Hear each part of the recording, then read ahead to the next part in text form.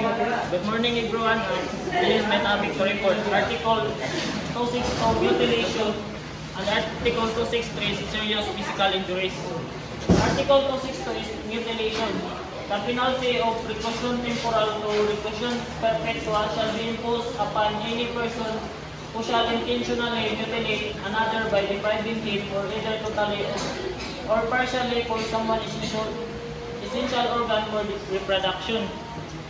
So, if a person intentionally harms another by cutting or damaging an important part of the body needed to have a children, they can be punished by the penalty of reclusion temporal to reclusion perpetua. So katong mga tao nga kuan ilang intentionally nga puton kuan ba na ay maputol sa kakuan sa ka part sa tao itong mutilation and the second is mutilation defined. The term mutilation means the lopping or the clipping of some part of the body. So ang mutilation is tulong na ay maputol or makuha sa part sa body. The putting out of an eye does not fall under this definition. Thus, when a robber stabs a woman in one eye, and as a result of the wound that inflicted she lost the use of the eye, there is no mutilation. So, example is kanang nay nangawat. Ang nangawat kay iyang gidungkab ang mata sa usa ka babae. And naresulta sa ang babae kay nasama dahil nabuta siya. Ang iyang mata dili na magamit, dili na siya makita ba? Dili jud na siya matawag og mutilation kay wala may natangtang sa part sa iyang body or nakuha. There are two kinds of mutilation. By intentionally mutilating another by depriving him either totally or partially of some essential organ for reproduction. So mo to atong sa first slides nga if a person is intentionally cuts off important part of the body, specifically organ for reproduction. So second is by intentionally making other mutilation, that is by looping or clipping of any part of the body of the offended party other than the essential organ for reproduction to deprive him of that part of his body. So kaning second kinds is katuning dili sa private part sa tao, katuning either kamot or dalunggan nga maputol sa usa ka tawo. And in short, kaning first kind is katuning sa mga private part ba nga maputol. And the second katuning katong sa mga kamot, sa mga dalunggan nga katong maputol. Elements of mutilation of the first kind. So that there be a castration. That is mutilation of organs necessary for generation such as the penis or ovarium. So, yun first element is there is be a castration. Katuning mga if a person nga katong putlo nila or ilang i-damage ang usa ka organ to organ for reproduction. Example is like sa laki kay penis ilang puklon or sa bayi kay katong ovary sa bayi. Then second element is by the mutilation is caused purposely and deliberately, that is to deprive the offended party of some essential organs for reproduction. Katuning ang kaning elements ni katuning kuhaan nila o kuhaan ba?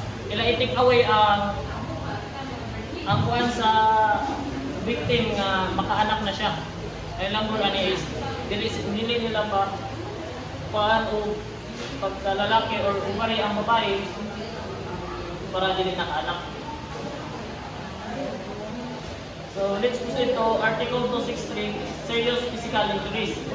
Any person who shall wound, beat, or assault another shall be guilty of the crime of serious physical injuries and shall suffer. So, kining serious physical injuries, kining person nga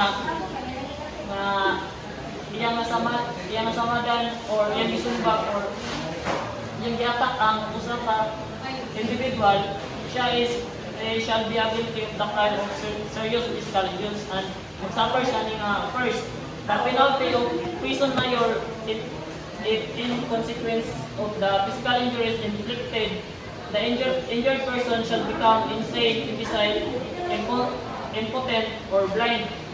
So, kung ang injured person shall become insane, katong loss of mind, imbecile, o katuning ulang mawala sa pangunahuna gani dahil ng impotent kay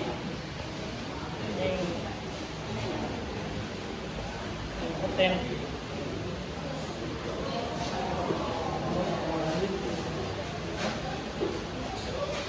Impotent is can no longer have sex or reproduce or mag-blind or mabuta. Ang kahimo ani saya is liable for the penalty for prison mayor.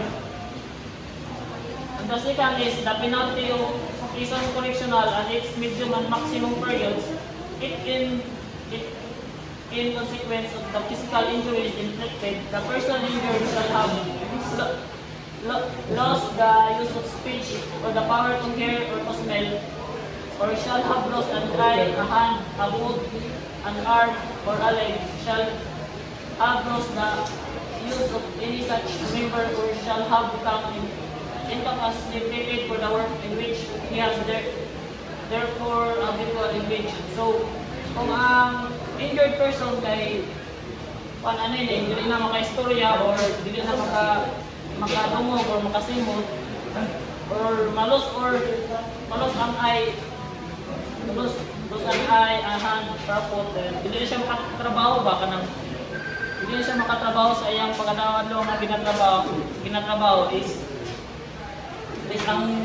ang person nga ginawa na saya is liable for the penalty of prison correctional in its medium and maximum periods. So, the third is the penalty of prison correctional in its minimum and medium periods if in consequence of the physical injuries inflicted, the person injured shall have become deformed or shall have lost any other part of his body or shall have lost the use thereof or shall have been ill or intoxicated for the performance of the work in which he has habitually engaged for the period of more than 90 days. So, ano yung ikatulo is, ang injured person kung na-deform siyang lawas or nagkasakit siya dahil dili na siya makatrabaho within or more than 90 days is ang gaya mo anang person sa iya is liable for the penalty of prison correctional in its minimum and medium periods. And fourth is the penalty of arresto mayor in its maximum period, so prison correctional in its minimum period if the physical injuries inflicted shall have caused the illness or incapacitate for labor of the injured person for more than 30 days. So kanina is kung ang injured person is dili siya makatrabaho or nagkasakit siya within or more than 30 days is ang gahimo sa iya nga anak nga injury or the cost of the one is the penalty of arresto mayor in its maximum period to prison correctional and in its minimum periods. And next is deformity. Deformity defined by deformity is meant physical ugliness, permanent and definite abnormality. It must be conscious and visible. So kanang deformity kay katuning na yung mga mura ganig na usog gani na deform sa iyang lawas like nabawog yang tudlo or kuan nga dili ka nang makita siya kanang visible siya sa mga kuan, makita siya sa mga tao kuan. Note, if the scar is usually covered by the dress or clothes, it would not be conspicuous and visible. Kung ang scar kuno ang iyang ulat kuno kay makabunan sa sinina or clothes kay dili siya matawag og deformity kay dili siya visible. A scar produced by an injury on the upper part of the neck near the jaw constitutes deformity within the meaning of paragraph 8 of this article. So, ang scar na produced by an injury is nasa upper part of the neck or near the jaw. Kuan na siya, matawag na po siya deformity kay ay makita din siya, visible siya sa nakakita sa mga tao.